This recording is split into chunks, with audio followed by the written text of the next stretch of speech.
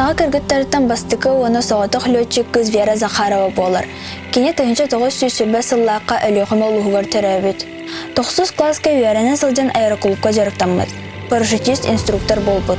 О 2 самолеты көтітерге түргеннік вереммит. Вера сәйі сағалыммытыгар военкоматтан фронға ұйтын ден көрдөспіт.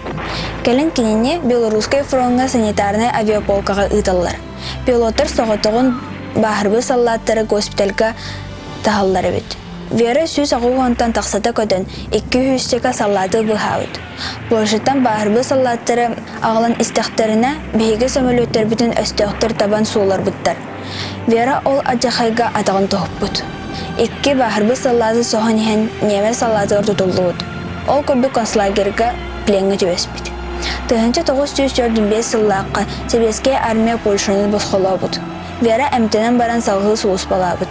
Құрсунлық по 2 самолетнен Польшаны оны Германияны телері көппід. Күйік әнттен Рестақ әркенігер Захарова из Якутска ден сұрый бұд. Беге Вера Кирилловна Захарова адынан кең тұттауыд.